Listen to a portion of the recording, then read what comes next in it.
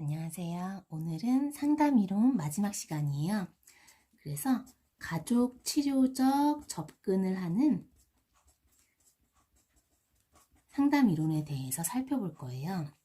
그래서 제가 이제 두 가지 살펴볼 거예요. 이제 미누친과 보엔의 두 가지 가족 치료적 접근을 하는 상담 이론을 두 개를 살펴볼 거예요. 근데 제가 이것을 찍기 전에 5권의 이제 3권의 이론서와 2권의 문제풀이집을 제가 살펴요. 문제풀이집 같은 경우는 발췌독해서 가족치료적 접근에 대한 문제가 있는지를 살펴보거든요. 그래서 찍기 전에 항상 5권을 봐요. 근데 이론서 2권에만 가족치료적 접근이 있었고 나머지 3권, 문제풀이에는 아예 이 가족치료적 접근이 없어요. 그러니까 3권은 아예 가족치료적 접근이 없어요. 그래서 이 상담 이론을 뺄까 하다가 그래도 어떻게 될지 몰라서 일단은 한 번쯤은 간략하게 정리하는 게 좋겠다라고 싶어서 지금 이렇게 한 페이지로 간략하게 정리하고 상담 이론은 최종적으로 마치도록 할게요. 자, 먼저 가족치료적 접근의 부적응의 원인은요. 이거는 이제 개인의 문제가 가정에서 비롯되었다는 거예요. 개인의 문제가 가족의 역기능 때문이다. 그래서 가족이 잘 기능을 해야 되는데 가족 간의 체계가 잘 돼야 되는데 그렇지 못해서 개인의 문제가 생긴다는 거예요. 이게 원인을 이렇게 짚었으니까 상담 목표는 뭐가 되겠어요? 가족 체계를 건강하게 재조직하는 거겠죠? 이 체계들을 가족이 다 이제 기능을 잘 할 수 있도록 가족들 서로 간의 기능을 잘 할 수 있도록 가족 체계를 건강히 재조직하는 거. 건강하게 재조직하는 거. 이게 상담의 목표예요. 그래서 이 가족치료적 접근은 두 가지 상담 이론이 있어요. 두 가지 상담 이론이 뭐냐면 먼저 이게 가족 치료잖아요. 그러니까 잠깐만 먼저 칸을 좀 그릴게요. 자, 잘 보이죠? 이렇게 옆으로 해서 이 가족 치료잖아요. 그러니까 이거 둘 다 가족 치료가 들어가요. 가족 치료 여기도 가족 치료가 들어가요. 근데 여기는 일단 미누친의 구조적 가족 치료고요. 여기 이제 다세대 가족 치료예요. 그래서 구조적 가족 치료 같은 경우는 미누친이라는 사람이 주장했고요. 여기는 이제 보엔. 자, 그래서 이 구조적 가족 치료 같은 경우는 약간 주요 개념을 먼저 알아놔야 돼요. 왜냐하면은 여기 이제 우리가 단계를 할 때 참이변 해가지고 이 가족 치료를 하는 단계를 참이변으로 3단계를 나눠볼 거예요. 근데 이건 이해해서 뭐 가족 구조를 진단한다, 가족 구조를 밝히고 평가한다. 그럼 가족 구조가 뭐냐 이런 용어를 제대로 알아놓지 않으면 뒤에가 좀 헷갈릴 수가 있어요. 주요 개념을 먼저 살펴볼게요. 그래서 가족 구조가 뭐냐? 가족 구조는요, 가족 구성원의 반복적 상호 교류 패턴이에요. 가족 구성원의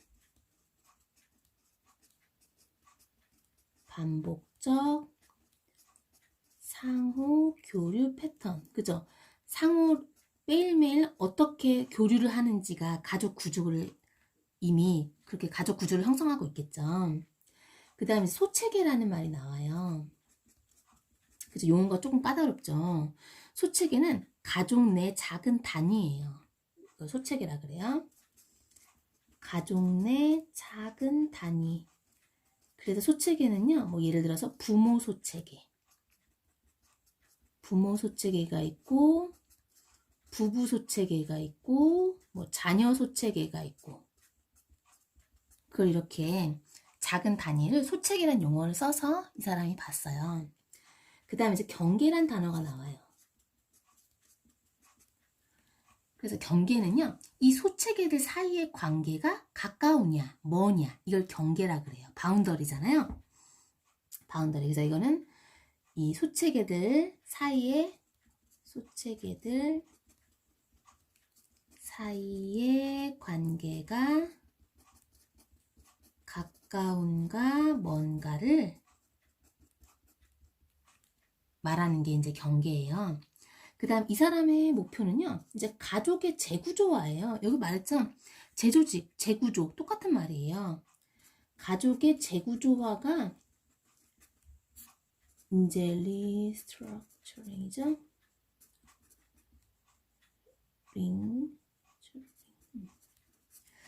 가족의 재구조화가 이 사람의 이제 주장인데요.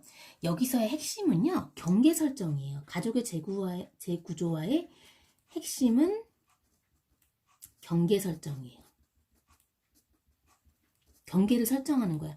적당한, 소측애들 사이에 적당한 경계가 되도록 하는 게 이 경계 설정이에요. 약간 영어로 하면은 조금 더 저는 쉬운 것 같아요. 외우기도 좀 쉽고요. 그래서 marking, boundary. 그래서 여러분들이 편하게 하면 돼요. 그래서 경계 설정, 핵심은 경계를 설정하는 거예요. 이 경계 설정이 무슨 말이라고요? 아무래도 뜻을 써놔야 될 것 같아요. 그죠? 나중에 뜻을 써놓지 않으면 또 헷갈릴 수 있으니까. 그래서 각 개인이나 혹은 소측애들 간에 적당한 경계가 이루어지게 하는 거예요.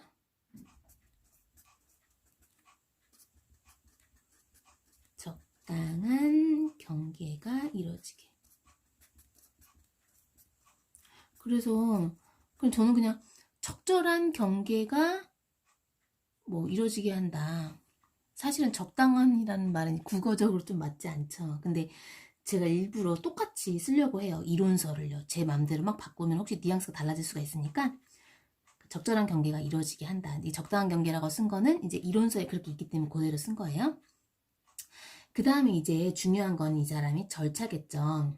근데 여기서는요, 이 사람은 상담자는요, 이 가족 구조 안에 이 상담자가 치료자죠. 상담자, 치료자 같은 말이에요. 그래서 제가 절차할 때는 상담자라는 말을 안 쓰고 치료자라는 말을 쓸 거예요. 그래서 상담자가 이게 적극적으로 가족의 상호작용에 개입해요. 그래서 변화를 시도해요. 여기서는요. 이 이론에서는요. 그 상담자가 가족의 상호작용에 적극 개입해. 적극 개입해 변화를 시도해요. 그래서 이제 절차를 알아봐야겠죠? 아까 얘기했죠. 참, 이변으로 전 외웠어요. 절차가 첫 번째는 참, 그 다음에 이변이에요. 참은 좀 동그라미 칠게요. 참여예요. 그러니까 치료자가 가족의 일부로 융합이 돼야 되는 거예요. 그게 참여예요. 그 다음에 이는요, 이해예요. 이 가족 구조를 밝히고 평가하는 게 이해예요. 그 다음에 이제 이때 진단을 하는 거예요. 가족 구조를 진단하는 거예요. 뭐가 문제고 뭐가 됐고 진단하는 거예요. 그 다음에 변은요, 변화예요. 치료적 여건, 이 가족 구조의 가족을 재구조화하는 데 필요한 치료적 여건을 이제 조성하는 거예요. 그러니까 참여는 뭐라고요? 이제 쓸게요. 참여는 이 치료자가 이제 여기서 주어는 다 치료자예요. 상담자 같은 말이에요. 치료자가 가족의 일부로 융합이 되는 거예요. 치료자가 가족 문화에 합류. 그 다음에 또 치료자가 가족의 일부로 융합이 돼야 된다. 가족 체계의 일부가 돼야 된다. 지금 계속 치료자가 주어예요. 그 다음에 또 치료자가 이게 지금 가족을 재구조화하려면 뭘 알아야 돼요? 구조를 알아야 돼요. 현재의 구조를 알아야 돼요. 가족 구조를 알아야겠죠. 반복적인 패턴 알아야 돼요. 가족 구조와 의사소통을 이해해야 돼요. 그래야 가족 구조를 먼저 알아야 변화를 시키죠. 재구조화를 하겠죠. 그래서 가족 구조 의사소통을 이해해야 한다. 그럼 여기는 아까 제가 두 가지 말했죠. 가족 구조를 밝히고 평가한다. 여긴 진단하는 단계예요. 문제가 뭔지. 가족 구조를 밝히고 평가. 그러니까 이 용어가 가족 구조 이런 말을 모르면은 또 이해가 안 되기 때문에 아까 주요 개념을 먼저 한 거예요. 그래서 가족 구조를 진단하는 단계예요.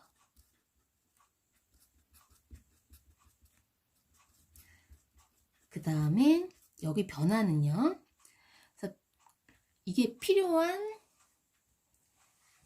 이렇게 구조적 변화를 필요한 이제 구조적 변화, 그냥 구조적 변화라고 해도 돼요. 구조적 변화를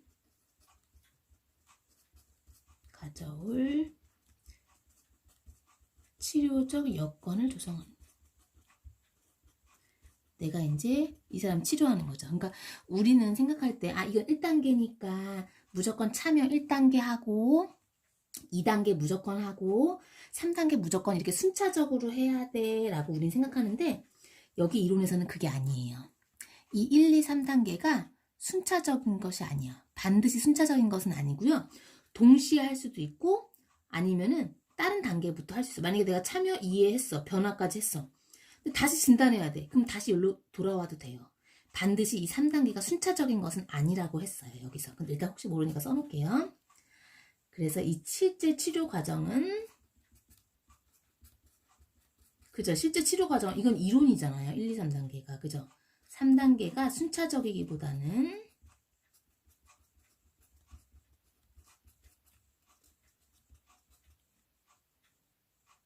동시적. 반복될 수 있어. 그 다음 이제 다세대 가족 치료는 좀 더 간단해요. 이 민우침보다는 잠깐 내릴게요. 자, 그래서 이거 삐뚤어졌네요. 잠깐만 이거 맞추고요. 자, 이건 3개밖에 없어요. 1, 2, 3. 그래서 얘는요. 상담의 목표가 이게 가족 내의 삼각관계를 얘가 주목해서 가족 내의 삼각관계를 해체해서 내담자를 그로부터 빼내는 거예요. 그게 얘의 상담 목표예요. 그럼 가족 내의 삼각관계는 뭘까요? 아빠, 엄마, 자녀예요. 근데 여기서 우리 여기 이론적으로 아빠, 엄마 쓰기 좀 그러니까 어머니, 자녀, 아버지 삼각관계를 해체시켜서 내담자를 그로부터 이렇게 해방시키는 거. 빼내는 거는 좀 그러니까 용어가 그러니까 해방시키는 것. 그게 상담의 목표예요. 지금 그 말을 쓸게요. 그래서 가족 내의 삼각관계. 삼각관계가 아까 뭐라 그랬죠? 어머니 삼각관계를 해체시켜. 삼각관계가 뭐예요? 어머니, 자녀, 아버지. 해체시켜서 내담자를 그로부터 해방시키는 것이에요. 이게 상담의 목표예요.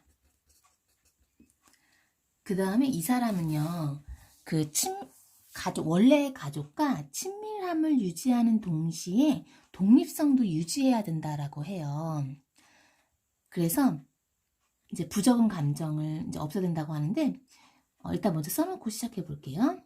그래서 원래 가족, 그러니까 이제 원래 가족, 일가족과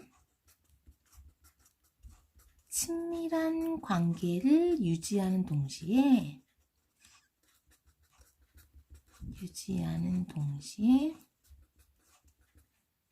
독립성을 유지. 그래서 부적응 감정에서 탈피해야 된다. 그래서 이 내담자가 친밀한 관계도 유지하고 친밀성도 유지하고 독립성도 가족들과 함께 그런 거 독립성도 유지해야 된다는 말이에요. 그래서 이거 국어 전공에서는요. 연관성의 욕구라 그래요. 사람은 연관성의 욕구도 있고 독립하려는 욕구도 있어요. 가까이 지내서 친밀함을 유지하라는 욕구도 있지만 내가 또 한편으로는 내 시간, 내 일에 또 집중하는 독립성의 욕구도 있단 말이에요. 그 두 가지를 다 유지해야 된다는 거예요. 그래야지만 부적응 감정에서 탈피할 수 있다는 거예요. 그러니까 친밀성, 독립성을 다 유지해라, 동시에 유지해라라고 보면 되겠죠. 그래서 여기서는 좀 특이한 게 가계도 그리기가 나와요. 가계도 그리기는 가족 체계의 역기능을 이렇게 이해하는 데 도움이 된대요. 그래서 가족 체계의 역기능적 구조, 가족 체계의 역기능적 구조를 이해하는 데 도움이 됨.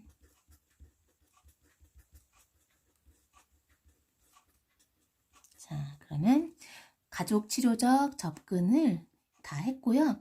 이로써 저희가 이제 구조적 가족 치료, 이거 다 상담 이론을 여기까지 이제 모두 마쳤어요. 다음 시간에는 이제 상담 이론 엄청 많이 했죠. 지금 저번 주부터 어제, 오늘에 이어서 계속 지금 상담 이론만 계속 했어요. 그래서 상담 이론은 이틀 동안 해서 이제 마쳤고요. 저희가 이제 할 거는 이제 청소년 비행 이론을 다음 시간에 하도록 하겠습니다.